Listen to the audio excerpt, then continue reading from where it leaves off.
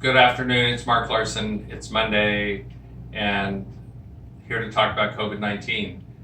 This weekend we had a baseball tournament happening at Rotary Park. The city did a really good job in a very difficult situation of trying to control numbers of folks that were playing baseball. They've made some adaptations, and Brad Case and I talked about that this morning, and we plan on continuing to provide opportunities for our youth to do sports, so that's a very positive thing. We continue to get new cases every day. We do not have a current outbreak situation.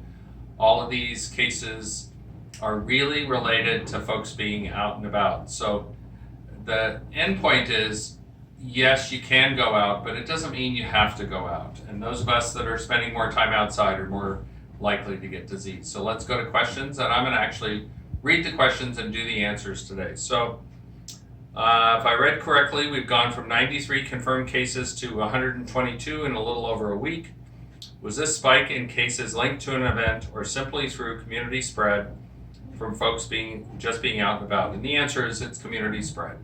We do not have one particular incident or place of work that's contributed to that, but just people being out. Has the state DOH set parameters for going backwards in phases? For example, do we need to keep meeting the key metrics that let us move from phase 2 to phase 3? What happens if and when we stop meeting those metrics? So there's no parameters yet about going backwards. There is a sentence in our letter approving us to go into phase 3 that we could have that opportunity to be in phase 3 go away.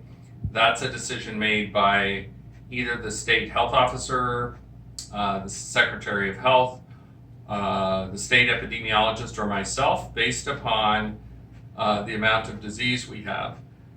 If it was based upon meeting those metrics that we had to meet to move into phase 3, we are not currently meeting 3 of those metrics. Our case numbers are too high, our percent positive is too high, and the number of people that we're testing is too low. So we currently have one person in the hospital with COVID-19. They're doing well currently, although are really sick, and our hospital capacity is okay. So we can move backwards. It's really based upon the amount of cases we have, and that is based upon us masking to protect each other, maintaining social distancing, and even though we can get together in groups of people less than 50, it doesn't mean that we have to. We should still be trying to maintain our bubble.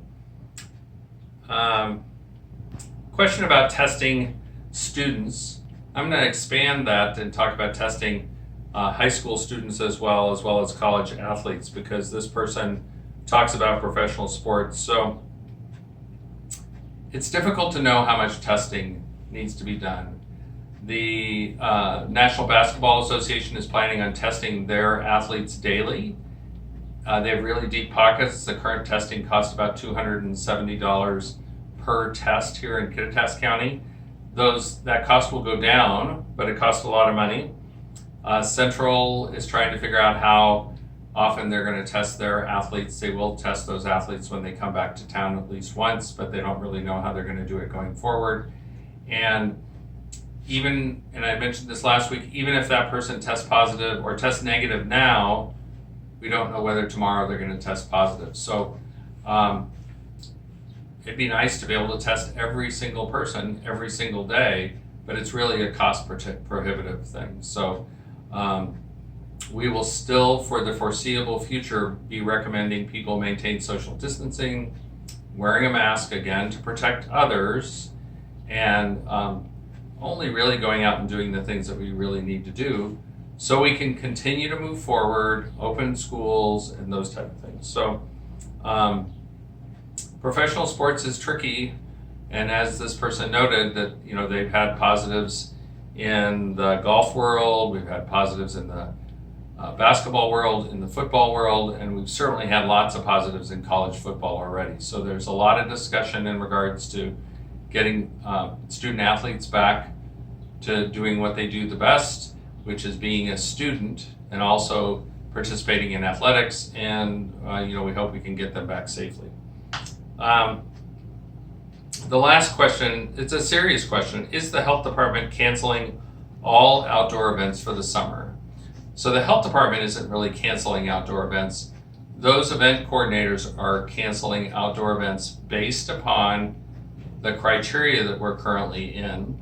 And the current phase that we're in is phase 3, which only allows people a gathering of less than 50 people. So Jazz in the Valley, for example, they canceled their event early this spring because they realized that it probably was not going to happen, and they had to make decisions that were based upon finances, such as getting performers here, renting facilities, those type of things. I know the rodeo and the fair is looking at those same things, and the likelihood we will be in phase 3 until school starts, probably at least.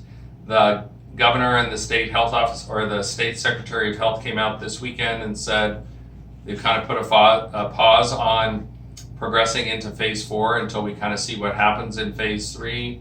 There may be at some point in the future a phase 3.2 or a phase 3.5, but we really don't know that yet. So event organizers are saying, is it likely that I'm going to have my event, or is it likely that I can have my event and still have it be financially viable with having only 50 people or 49 people there? And so that's why all those events are being canceled. They're being canceled by the event organizers themselves. So be kind, make sure to look out for others, and please wear a mask to look out for your neighbors. Thanks a lot. See you next week, or Friday. Okay, bye.